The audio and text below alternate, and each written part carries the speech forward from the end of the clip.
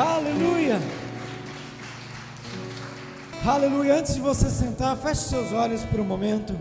Eu quero orar pela palavra, que haja espírito de sabedoria, espírito de revelação, que o Espírito Santo possa confortar, confrontar os nossos corações nessa noite, que nós possamos realmente entender aquilo para qual nós fomos chamados em Cristo Jesus. Se você concorda comigo, diga amém. Aleluia. Pode sentar. Glória a Deus. Aleluia.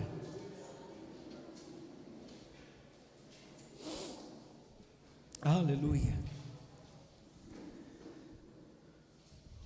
Sabe, irmãos, o Igor estava ministrando na hora que eu cheguei, e eu fiquei ali na porta, vendo os carros passarem, os ônibus passarem, vendo o rapaz trabalhando do outro lado, vendo a chegada de alguns irmãos, e eu fiquei pensando, que estava cheio de jovens aqui, e o Igor estava falando sobre o propósito do Senhor, sobre o chamado, e eu fiquei olhando para fora, olhava para dentro e olhava para fora, olhava para dentro e olhava para fora, e as pessoas do lado de fora vivendo a sua vida como tem que ser vivida, correndo atrás das coisas, os rapazes aqui do lado, aqui do PET, da loja de imóvel, conversando.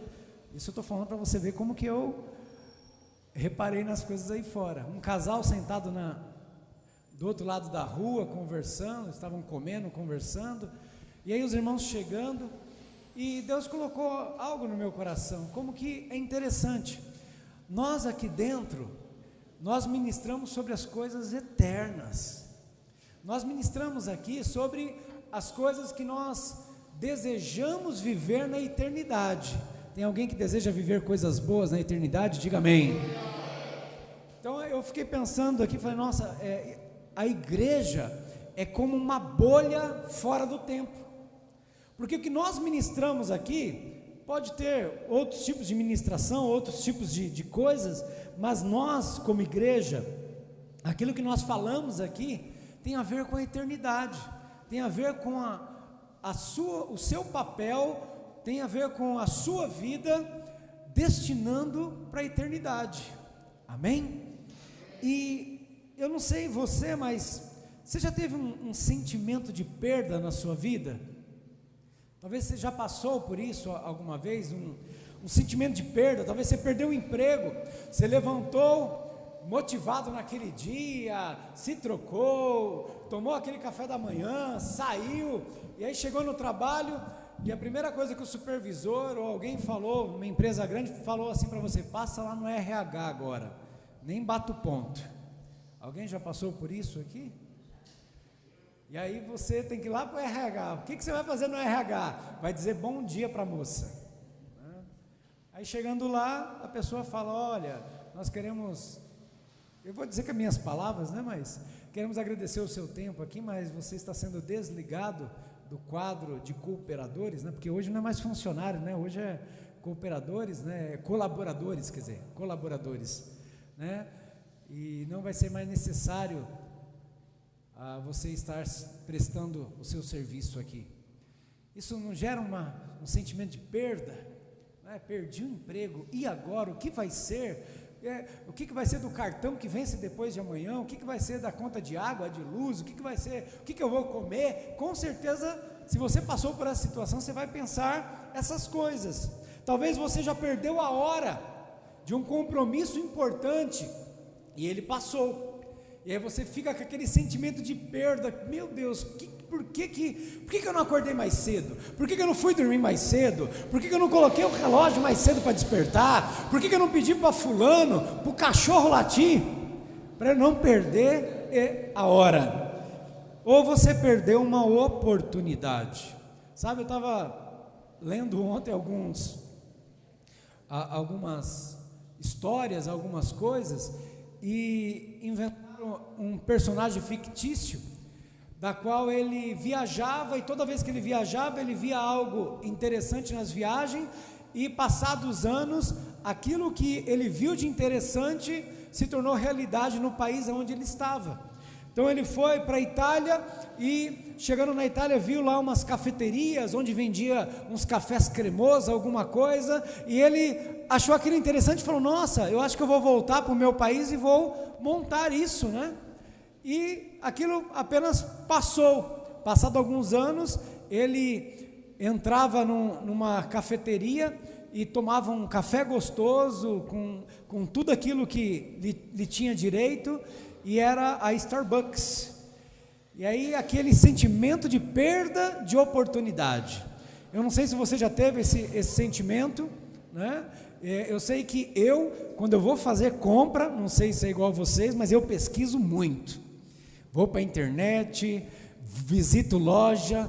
Então quando eu saio para cotar preço, eu tenho algo definido. Eu estou indo para ver o preço, não estou indo para comprar. E muitas vezes demora muito tempo para eu comprar. E aí eu vou num lugar, vou no outro, pesquiso, vou aqui, vou ali, ligo, mando mensagem, pesquiso no OLX, Mercado Livre, bababá, aí eu compro.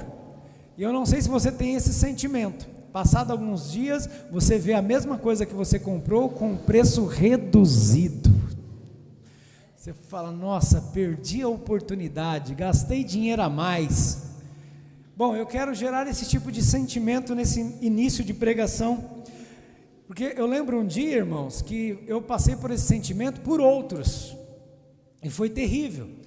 Nós estávamos nos preparando para ir para a conferência de Goiânia, tínhamos comprado as passagens antecipadas, ia eu mais alguns irmãos aqui de Jandira, e nós preparamos mala, pagamos, uma pessoa nos levou até o aeroporto, chegamos mais cedo, porque quando você vai no aeroporto, você tem que ir mais cedo para fazer o check-in, para poder passar, e despachando as malas, eu passei minhas malas, a pessoa que estava comigo passou as malas, outra passou as malas, e aí quando esse casal foi passar, o marido passou as malas, mas a esposa teve um pequeno problema, num documento, e não podia passar as malas para fazer o check-in, e ali foi aquela discussão, mas como não, que não sei o que, e bababá, e vamos daqui, vamos dali, passa 10 minutos, passa 20 minutos, passa meia hora, e não, vamos pedir para alguém mandar um fax, e aí manda o fax, e tenta achar o lugar do fax, não tem lugar de fax, então manda um e-mail,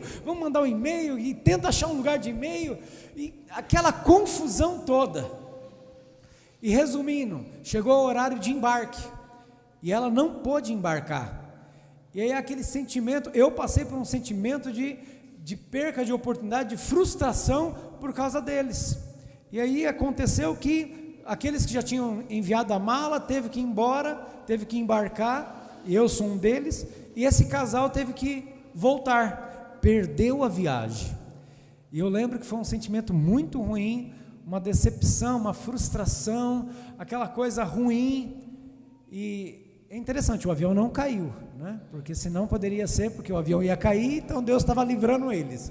Não, o avião não caiu, então, mas ficou aquele sentimento de perda, aquele sentimento ruim. E eu quero nessa noite, irmão, falar aqui sobre algumas coisas relacionadas com a igreja. E a Bíblia, ela dá um exemplo de um grupo de pessoas que realmente eles tiveram uma perca grande. Quem lembra aqui das 10 virgens? Não vou ler o texto para nós podermos ganhar aqui tempo, mas a Bíblia diz lá que Jesus, contando a parábola das 10 virgens, 5 eram prudentes e 5 não, e aquelas 5, quando ouviram a voz do noivo, elas conseguiram seguir o noivo até o casamento, mas as outras 5 não, elas perderam a oportunidade, por não estarem prontas. Então, é isso que eu quero trabalhar nessa noite aqui, sabe, nós como pastores, como servos de Deus, nós trabalhamos, nós ensinamos, nós exortamos, nós discipulamos, porque em nosso coração existe um desejo de que ninguém perca a oportunidade. O sentimento que há na liderança, que há no seu líder, no seu pastor, é o mesmo de Jesus. Jesus, quando ele estava ali terminando o ministério dele, ele falou: Senhor, aqui estão aqueles que o Senhor me deste, mas não perdeu nenhum, a não ser o filho da perdição, relacionando-se a Judas. Então Jesus tinha esse sentimento, e pelo Espírito esse sentimento é transferido a nós, para que ninguém perca a oportunidade que o Senhor quer dar, a oportunidade de você estar vivendo aqui. Então, como eu falei, estando na porta ali, nós estamos vivendo um tempo de oportunidade aqui, que Deus está nos dando, para vivermos a eternidade. As pessoas lá fora fazem o que tem que fazer, vivem da maneira que tem que viver, mas quando nós estamos reunidos como igreja, nós temos que isso tem que estar em nosso coração, que nós estamos vivendo o tempo da oportunidade, é o hoje, é o agora, é aquilo que eu vivo, é aquilo que eu faço, é a maneira de eu ser, que vai definir a eternidade. Então lá em Efésios capítulo 3, versículo 8, se você puder abrir comigo, Efésios 3, versículo 8 diz assim: a mim, o menor de todos os santos, me foi dado esta graça de pregar aos gentios o evangelho das insondáveis riquezas de Cristo. Versículo 9: e manifestar qual seja a dispensação do mistério desde os séculos ocultos em Deus que criou todas as coisas, para que pela a igreja a multiforme sabedoria de Deus se torne conhecida, agora dos principados e potestades nos lugares celestiais, segundo o eterno propósito que estabeleceu em Cristo Jesus como Senhor, pelo qual temos ousadia e acesso com confiança, mediante a fé nele. Amém? Então veja que Paulo, ele nos diz que a ele foi dado a graça de pregar o evangelho, de manifestar aquilo que um dia foi estabelecido por Deus como um eterno propósito. Então hoje nós estamos aqui para pregar o evangelho, para anunciar as boas novas, para ministrar aquilo que um dia Deus já havia estabelecido como um eterno propósito, para mim e para você. Já falamos isso, somos hoje, você é um ser eterno. Então diga assim: eu sou um ser eterno. Você é alguém que Deus criou para a eternidade. Alguns escolhem viver sem Deus, outros escolhem viver com Deus, e outros escolhem servir a Deus aqui na terra, para viver a eternidade junto com eles. Então veja a diferença. Alguns não escolhem Deus, então vão viver a sua eternidade sem Deus. Outros escolhem Deus, mas não escolhem servir a Deus neste tempo. E nós então entendemos que somos esse ser eterno, que estamos neste momento para determinar a nossa eternidade, como que nós vamos viver. Com certeza o local para nós treinarmos, para nós sermos aperfeiçoados, sermos transformados, se chama igreja. Então diga: a igreja é o lugar da transformação.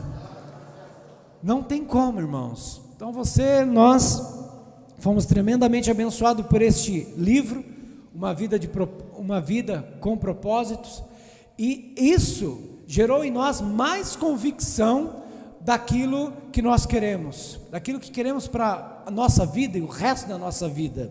Então o Antigo Testamento é algo interessante, porque ele nos mostra, eles viviam à sombra daquilo que hoje eu e você vivemos. O Antigo Testamento diz que eles são como exemplo daquilo que nós temos que viver hoje. Então eles viveram de uma maneira, mas se nós olharmos com a ótica do Novo Testamento, nós vamos entender algumas coisas.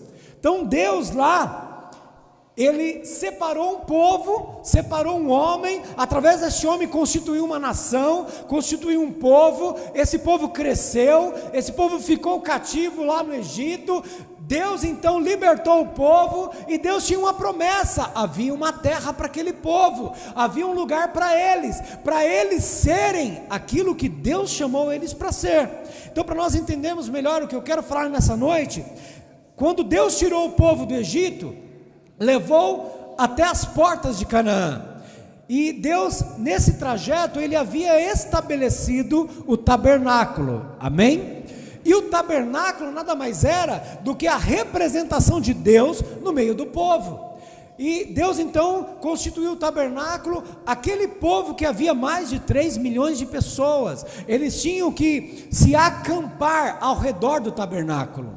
Então eles ficavam ao redor se posicionavam ao redor do tabernáculo, ou seja, a presença de Deus, a vida de Deus era a coisa principal para eles. Eles tinham que voltar à porta das suas tendas para o tabernáculo da onde eles estavam, e eles se dividiam em tribos ao redor do tabernáculo, e assim eles ficaram durante muitos anos. Sabe, a Bíblia chama esse agrupamento dos filhos de Israel de arraial. Então diga, arraial. Era o arraial de Israel. Então Deus, Ele estava ali, aquele povo, estava o arraial, o tabernáculo no centro, e Deus então começa a ensinar aquele povo a maneira de viver, o que podia ou não podia, o que deveria de ser feito e não deveria de ser feito. E no arraial havia algumas coisas que Deus não aceitava de maneira nenhuma. Então Deus não aceitava a lepra. Você pode ver a passagem que quando Miriam se levantou contra a autoridade de Moisés, ela foi acometida de lepra, e a lepra era algo que matava a pessoa, e a pessoa ia se acabando, ia se perdendo os membros até a morte, chegar à morte. Moisés intercede por Miriam, está escrito na palavra, e Deus então fala para ela, então tire ela para fora do arraial, e depois de 7 dias, pode voltar a trazê-la de volta.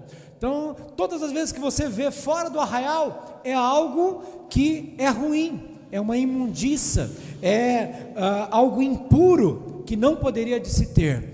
O blasfemo, ele tinha que ser tirado para fora do arraial e apedrejado. A Bíblia diz que pessoas com fluxos, pessoas com fluxo de sangue, com pus, feridas purulentas, elas não poderiam ficar no arraial, e elas tinham que ser tiradas para fora. Tudo isso, lógico, existe um fator, que é o fator médico, biológico. Deus já, para você ver como que Deus tratava das pequenas coisas. Se alguém tem uma doença no meio do arraial, e ele continua junto com outros, a tendência é a doença se espalhar, sim ou não? Por que nós estamos vindo para os cultos de máscara? Justamente por causa de uma exigência sanitária. Deus, sabendo disso, Ele fazia com que as pessoas fossem removidas do arraial, para que não houvesse contaminação. Mas sabe o que é interessante? Deus, Ele não mudou o eterno propósito dEle, e quando Ele separou esse povo, declarou o tabernáculo no meio do povo, Ele então faz uma declaração lá em Êxodo capítulo 19, quando Ele tinha falado para Moisés, para aquele povo ser separado, porque Ele iria visitar o povo no Monte Sinai, e no versículo 5, Deus fala a sua declaração de eterno propósito. Qual é a declaração dele? Êxodo 19, versículo 5, diz assim: agora pois, se diligentemente ouvirdes a minha voz, e guardardes a minha aliança, então sereis a minha propriedade peculiar dentre todos os povos, porque toda a terra é minha. Versículo 6, vós me sereis reino de sacerdotes e nação santa. São estas as palavras que falará aos filhos de Israel.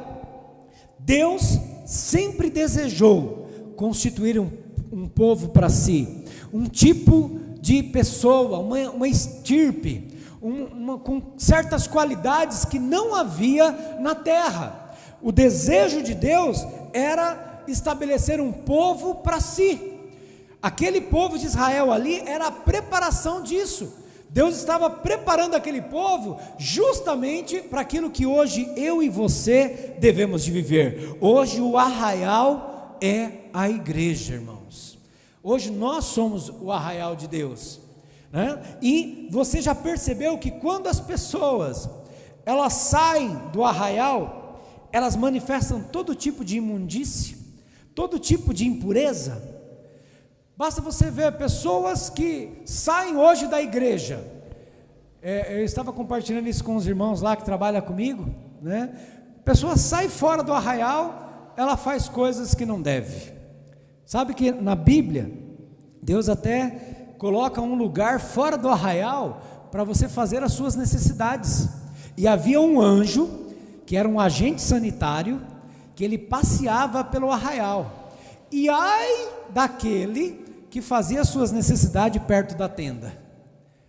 A Bíblia diz que esse anjo, ele extirpava essa pessoa, porque Deus é um Deus zeloso. Então, fora do arraial é o lugar onde existem essas coisas, imundícia, impureza, coisas erradas. As pessoas, quando elas saem da igreja, a primeira coisa que ela faz é ela enfia os 2 pés dentro da jaca. Se não bebia, começa a beber. Se não ia para balada, começa a ir para balada. Se não assistia determinadas coisas, começam a assistir determinadas coisas. É algo incrível. Por quê? Porque está fora do arraial. É no arraial aonde existe a presença de Deus. É no arraial aonde a vida de Deus se manifesta. Lá no tabernáculo havia o manifestar da presença de Deus, da vida de Deus. É onde também havia o perdão, aonde os sacerdotes ali liberavam dia após dia sacrifícios a Deus, e as pessoas que cometeram o erro iam até o tabernáculo para serem purificadas. Então é no arraial aonde existe purificação, aonde existe a transformação. Por isso nós precisamos olhar para a igreja com outros olhos, precisamos enxergar o propósito eterno de Deus, porque eu quero declarar que o propósito eterno de Deus é a igreja dele. É pela igreja que Jesus deu o seu sangue, e foi pela igreja que, pelo seu corpo, pelas suas feridas, constituiu o corpo chamado igreja. Você pode dizer amém por isso? Por isso nós precisamos ter muito temor quando nós falamos sobre igreja, né? O pastor Wilson ministrou quarta-feira, o pastor Paulo tem falado isso nos discipulados, que hoje o que dá ibope é você falar mal de igreja, é você falar mal de pregador, é você falar mal de louvor, é você falar mal de estrutura, é você falar mal do que estão fazendo, e aí é o que está dando ibope, isso lá fora, no mundo, de pessoas que dizem ser igreja, mas com certeza elas estão fora do arraial, porque o que elas fazem, Deus não se agrada. Então, quando nós olhamos a igreja, nós precisamos enxergar isso. Deus havia preparado até esse lugar para fazer coisas de necessidade. Então, fora do arraial, nós não podemos ter nada. E sabe o que é interessante? Quando estão fora do arraial, as coisas desandam. E por que eu não posso ficar fora da igreja? Lembra das 10 virgens? Com certeza aquelas 5 virgens nécias viviam do jeito que elas queriam. Viviam da maneira que bem entendia. E o que aconteceu com elas? Ficaram fora do casamento do noivo. Então, qual que é a importância de nós estarmos? A igreja é o eterno propósito estabelecido por Deus. É nela que podemos ser transformados e cumprir o eterno propósito de Deus. Então é dentro da igreja que Ele te estabeleceu para cumprir o eterno propósito dele. Não há fora da igreja, não há, irmãos. Existe a igreja visível, que é isso aqui que nós estamos vendo, a igreja local, aonde você tem um horário, aonde você tem pessoas. Existe a igreja invisível, que é a igreja universal, aonde todos aqueles que professam o nome de Jesus estão. Mas não tem como fora da igreja você cumprir o eterno propósito de Deus. Não tem. Ah não, mas eu vou ter um ministério itinerante. Ah não, mas eu vou fazer missões. Ah, eu vou fazer caridade. Eu vou fazer uma clínica de recuperação. Amém, são coisas boas, mas se não estiver vinculado à igreja, não tem razão. O drogado vai estar lá, as pessoas com fome vão continuar estando. Vai chegar, você dá a marmita, amanhã ela está com fome de novo. Nós estamos no tempo de jejum, tem alguém com fome aqui? Porque é algo natural, vai se repetir. Agora, quando você entender o eterno propósito de Deus e estabelecer a vida de Deus, o propósito de Deus no coração dessas pessoas, elas podem passar fome, elas podem passar necessidade, mas elas vão entender que elas foram feitas para a eternidade, e elas vão entender que elas têm que fazer parte da igreja, da qual Jesus morreu por ela, e eles vão cumprir o propósito eterno de Deus. Quantos estão me compreendendo nessa noite? Diga amém. Aleluia. Então no arraial, irmãos, havia uma tribo, haviam 12 tribos, uma delas até foi tirada da herança, mas era a tribo de Levi. E a tribo de Levi era uma tribo dos sacerdotes que serviam ao Senhor. Sabe aquele tabernáculo onde a vida, o perdão de Deus, a purificação de Deus era manifesta? Havia um grupo de pessoas ali que se encarregavam daquilo, e a vida deles era servir o tabernáculo. A vida deles era estar ali. Então entre eles havia o sumo sacerdote, o sacerdote e os levitas. Sabe o que é interessante? Quando um sumo sacerdote era para ser ungido, ele tinha que fazer um processo de purificação, e ele era retirado do arraial, feito a purificação por água, que simboliza o batismo hoje para nós. As vestes dele eram trocadas, e depois ele voltava para o tabernáculo para poder servir. E isso fala para nós do nosso batismo. O dia que você foi batizado foi o dia que você foi levado para fora do arraial, para manifestar, para dizer que você não faz mais parte deste mundo, que este mundo não te pertence mais. Nada neste mundo tem mais valor, tem mais atrativo do que estar no tabernáculo do Senhor, de estar servindo ao Senhor. Eu posso ouvir um amém? Então hoje você está na igreja do Senhor. Então Deus deseja te levantar, meu irmão, minha irmã. Hoje, não sei qual é a sua função, mas lá no tabernáculo havia esses 3 tipos de servos. Então você conhece muito do sumo sacerdote, é aquele que fazia a expiação anual, que é a purificação do povo de Israel. Mas havia ali também os outros sacerdotes, que cuidavam ali dos sacrifícios diários, que cuidavam para que não se apagasse o fogo do altar, trocavam os pães da propiciação, cuidava do altar de incenso, cuidava do candelabro de luz para que não se apagasse. Essa era a função dos sacerdotes. Mas havia ali também os levitas, e os levitas, se você sabe o que esse povo viveu no deserto, eles viveram 40 anos peregrinando no deserto, e os levitas eram aqueles que se encarregavam de montar o tabernáculo e de desmontar o tabernáculo. Cada um dos levitas que estava ali tinha uma função específica para que o tabernáculo fosse erguido. E deixa eu te falar, nesse eterno propósito de Deus chamado igreja, você tem um papel importante, da qual nenhum outro pode fazer, a não ser você. Sabe, os levitas, eles tinham que tirar os varais que eram constituídos no muro do tabernáculo, para poder esticar as cortinas. Haviam levitas que tinham que tirar as colunas de madeira que esses varais entravam, e existiam outros levitas que tinham que cavar o buraco e tirar sapatas de lá aonde aquelas madeiras entravam, e os varais eram colocados para colocar a cortina. Quantos estão me acompanhando? Então cada um tinha uma função no tabernáculo, e Deus diz a palavra que Ele nos estabeleceu para ser uma propriedade particular. Aqueles levitas, aqueles sacerdotes, e o sumo sacerdote era separado para isso, uma propriedade particular. Eles eram exclusivamente de Deus. Deixa eu te falar, o dia que você levantou a sua mão para aceitar Jesus como Senhor e Salvador da sua vida, você se tornou uma propriedade particular de Deus. Agora você é dele, e ele é seu. Aleluia! Ele é seu. Então você foi separado, você é dele agora.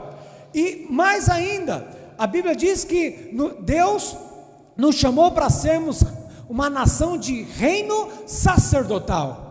Então olha o propósito eterno de Deus. O estabelecimento da igreja é para nós podermos trabalhar no coração de cada um que se chega a esse organismo chamado igreja, para fazer com que ele entenda que ele é uma propriedade exclusiva de Deus, e ele foi separado para um propósito. Existe uma função, existe algo que só você pode fazer, que só eu posso fazer, e a igreja é este lugar de despertamento, aonde nós podemos exercer isso. Para quê, irmãos? Para não chegar naquele dia e nós termos um sentimento de perda, de nós termos um sentimento de perca da oportunidade, de perca do momento. Sabe, não existe nada mais triste do que ver pessoas no seu leito de morte que têm arrependimento. Deveria ter amado mais, deveria ter perdoado mais, deveria ter viajado mais, deveria ter feito isso a mais, deveria ter feito assado a mais, mas está no leito de morte, não tem mais o que ser feito. E eu e você, como sacerdotes do Senhor, como levitas do Senhor, eu não sei qual é a função que você tem na casa de Deus, nesse eterno propósito que Deus tem, mas eu sei que você tem um. Jesus mesmo falou sobre isso, sobre a parábola dos talentos. Um tinha 5, um tinha 2 e um tinha 1. Ou seja, Jesus não falou que nenhum não tem nenhum. Ninguém não tem nenhum. É impossível. Todos temos uma função, todos temos um propósito particular, da qual, se eu exercer, eu vou estar estabelecendo o propósito eterno de Deus. Você precisa ter revelação disso. Se você ainda não tem, busque isso nesse término de jejum. Nós estamos partindo para o final do jejum. Senhor, fala comigo, o que eu tenho que fazer, o que eu tenho que agir, aonde que eu tenho que ir, qual que é a função que o Senhor me tem, o que o Senhor quer que eu realize para o Senhor. Eu não posso ficar fora, eu não posso deixar a vida passar, e chegar naquele dia, olhar para trás e falar, por que eu não fiz isso, por que eu não fiz aquilo, por que eu deixei disso? Porque, irmãos, esse é o pior sentimento que tem. E Deus, todos os dias, está nos dando oportunidade. Sabe, Deus misericordioso, bondoso, não importa, Ele te respeita se você falar não. Mas Ele te incentiva, te acompanha e te abençoa se você falar sim. Creia nisso. A igreja é o eterno propósito de Deus, e nós fomos estabelecidos nesse eterno propósito de Deus. Se você está me ouvindo é por causa disso. Não tem razão de ouvir uma ministração dessa se nós não entendermos isso. Eu fui salvo, fui conquistado, e a palavra de Deus diz isso, que nós fomos conquistados, fomos salvos para as boas obras. Então eu e você fomos chamados pelo Senhor para as boas obras, para fazer algo. Eu não quero aqui determinar o que você tem que fazer, porque talvez nem todos serão pastores de grande igreja, serão missionários, serão evangelistas, mas eu tenho certeza que todos aqui podem servir ao Senhor. Eu tenho certeza que Deus quer usar você, aonde você está, com quem você está, da maneira que você é. Ele quer te usar. Se tem alguém mais interessado nisso, é Ele. Talvez Ele fique, eu não sei se pode falar essas coisas, né, do céu, porque a gente não está lá ainda, né, mas talvez Deus está andando para um lado e para o outro, lá no céu, trono, e andando para um lado e para o outro. Será que vai responder agora? Como se Ele não soubesse, né? Mas será que vai fazer isso? Será que vai fazer aquilo? E os anjos roendo as unhas, Senhor, será que o João, o Pedro, o Antônio, ele vai responder agora ao Senhor? Será que agora que ele vai, Senhor, que expectativa, que estamos aguardando aqui, porque Pedro diz isso, que os anjos aguardam isso, eles desejam fazer aquilo que eu e você fomos encarregados de fazer. Então veja, os anjos veem o sacrifício de Jesus, os anjos veem Jesus. Sabe, esses dias eu estava meditando, no céu, tudo é perfeito? Sim ou não? Sim? É sim ou não? Sim. Não. No céu existe uma imperfeição. Existe alguém sentado no trono, com as mãos perfuradas, os pés perfurados, e a sua lateral, as suas costelas furadas. Por quê? Por que Deus deixou isso? Para que quando os anjos olhem para aquilo, os anjos desejam, eu vi o meu Jesus, o meu Deus, aquele que me criou, as suas mãos estão furadas, a sua costela foi transpassada, os seus pés estão furados, como que não posso anunciar, como que eu não posso pregar, como que eu não posso ministrar? É isso que Paulo fala aqui em Efésios capítulo 3, como que eu posso ficar passivo a isso? Por isso que os anjos desejam, anelam, pregar o evangelho que está encarregado a mim e a você, porque eles olham, o céu é todo perfeito, mas alguém que está sentado no trono tem imperfeições. E agora é interessante, Jesus teve o corpo glorificado, então ele poderia na glorificação curar as feridas, mas as feridas são um testemunho da nossa salvação. Por isso que está escrito lá, que eles verão aquele a quem transpassaram. Vai haver um dia que Jesus vai vir, e está próximo pelo que nós estamos vendo, irmãos. O tempo urge, e ele vai vir, e aqueles que não deram razão, aqueles que não deram importância para esse eterno propósito, a Bíblia diz que eles olharão para aqueles que transpassaram, e eles chorarão. Agora deixa eu te fazer uma pergunta relacionada a isso que eu estou falando.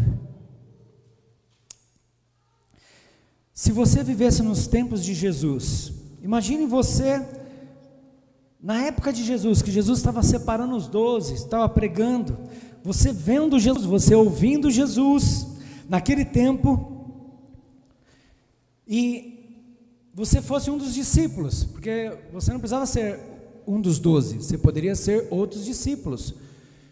Havia os 70, havia a multidão que viu Jesus subindo ao céu, 500 pessoas, havia os 120 no dia do batismo, tudo isso era discípulo. Imagine você nesse grupo de pessoas, até onde a igreja chegaria? Lembre-se, você está no tempo de Jesus, você viu tudo isso que nós lemos aqui. Até onde a igreja chegaria? Porque a igreja chegou até nós. Nós vivemos hoje aquilo que irmãos e irmãs há mais de 2000 anos entenderam.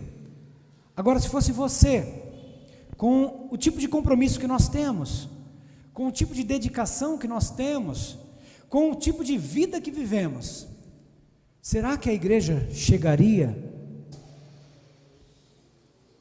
Essa é uma pergunta que nós precisamos entender, e não é uma pergunta para querer te condenar, irmão, é uma pergunta para tentar te despertar, porque como eu falei, Jesus está às portas, mas pode ser que ele demore 50 anos, pode ser que ele demore 100 anos, pode ser que ele demore mais 1000 anos, não sei, porque ele mesmo disse que o dia e a hora somente o Pai sabe, mais ninguém.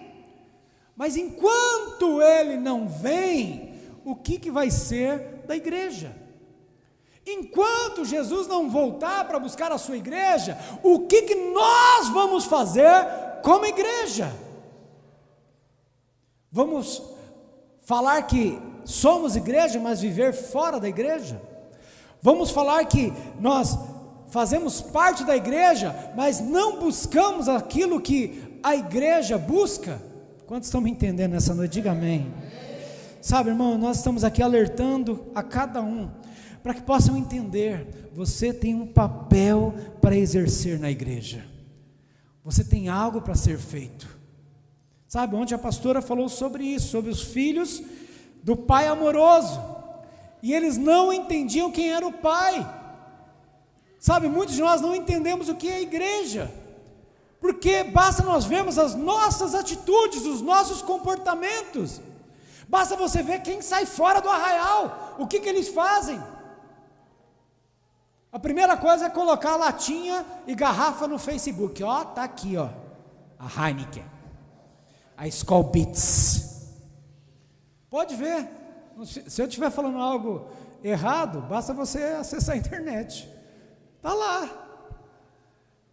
É só mostra isso. Por quê? Porque não entendeu o que é igreja. Agora, a pior coisa é nós estarmos na igreja e não entendermos o que é igreja. Nós precisamos nos posicionar, irmãos. Sabe, Deus quer que nós cumpramos o seu eterno propósito. Existe algo que é pessoal, só você pode fazer. Mas quando você entender isso e começar a fazer, começar a ser aquilo que Deus te chamou para ser, todos nós fazendo isso se torna coletivo. Amém? Quantos entenderam o que eu disse aqui? Quando você realizar aquilo que é pessoal, que Deus quer para a sua vida, e todos nós realizarmos aquilo que é pessoal, isso se torna coletivo. Irmãos, a igreja poderosa do Senhor é quando as pessoas entendem isso, porque aí não há porta do inferno que prevaleça contra ela, não há doença que possa permanecer, não há situação que não possa mudar, quando nós entendermos o que é a igreja. Amém? Sabe, eu quero encerrar aqui, pessoal do louvor, eu quero encerrar dizendo, você só pode falar daquilo que você tem, daquilo que enche seu coração. E esse livro que nós ouvimos e lemos, eu lembro das 2 primeiras perguntas no primeiro capítulo que ele fez. E a primeira pergunta, que ele fala sobre o propósito de Deus, e ele fala sobre a eternidade, que nós fomos feitos para a eternidade. Então diga para a pessoa que está do seu lado, você foi criado para a eternidade. E a primeira pergunta que ele faz é a seguinte: o que você fez com meu filho Jesus? Naquele dia, onde nós teremos o tribunal, onde nós teremos ali o julgamento, onde haverá ali a multidão de multidões, a primeira pergunta que Deus vai fazer para nós: o que você fez com meu filho Jesus? Alguém já cuidou de algum filho de alguém e essa pessoa se machucou? Tem alguém aqui, fora a Carol? Amém. É algo triste, não é? Você tem que explicar para a pessoa o porquê que a criança se machucou. Então a minha sogra trabalha numa escolinha, e não tem nada pior, porque quando a criança cai, bate alguma coisa, está gravado na câmera, né? E aí tem que explicar para a mãe e para o pai, e depois tem que levar na sala, mostrar o vídeo, como que foi, porque o pai e a mãe não vai aceitar o que aconteceu com a criança, porque o pai e a mãe vai falar o seguinte: não, mas eu deixei a criança inteirinha com você.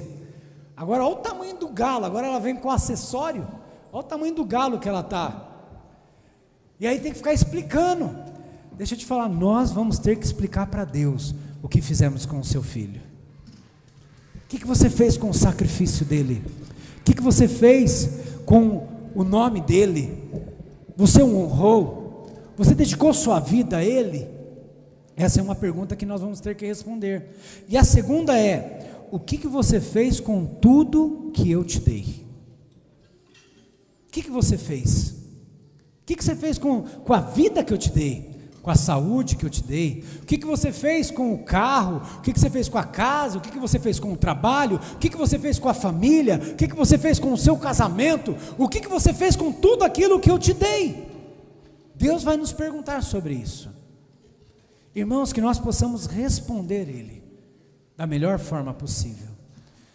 Eu quero que a sua resposta seja: Senhor, um dia eu me encontrei com o amor do seu filho, e eu fui constrangido, porque eu era pecador, eu tinha negado Ele várias vezes, mas aquele dia foi um dia maravilhoso para mim, porque eu abri meu coração, e o seu filho veio morar dentro do meu coração. Eu não era digno, eu sei que eu não merecia, mas Ele me amou tanto, o sacrifício dele, eu olhei para o sacrifício e falei: foi algo mais do que eu podia ter, mas pela graça eu sou salvo.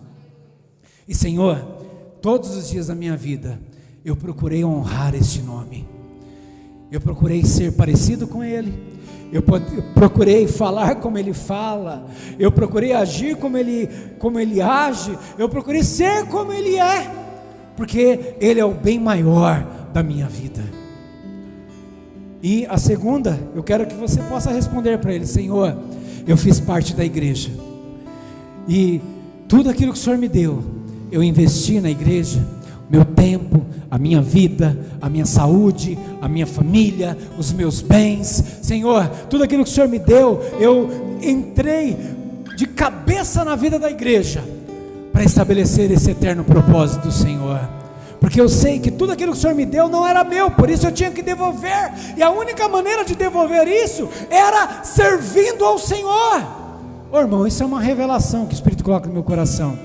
Você pode ter muitas coisas na sua vida, mas a única forma dessa coisa que você tem, servir a Deus, é você entregar para Ele, é você consagrar a Ele. Então tudo que você tem, se não estiver envolvido neste eterno propósito, é seu. Sabe, eu ouvi uma frase dos irmãos essa semana, dizendo o seguinte: o maior fracasso de um homem é ter sucesso onde não agrada a Deus. Sabe, existem muitas pessoas que têm muito sucesso neste mundo, em coisas que Deus não se agrada. Eu não estou falando que o seu trabalho, a sua família, o seu casamento, todas as coisas que envolvam a sua vida não é importante. É importante, por isso é Deus que te deu. Mas isso está envolvido para o eterno propósito? Ou só está relacionado aqui, nesse tempo presente? A sua casa está relacionada para o eterno propósito, ou apenas para esse tempo presente? A sua família, o seu trabalho, os seus recursos estão envolvidos para o eterno propósito, ou só para este tempo? É aí que está o segredo.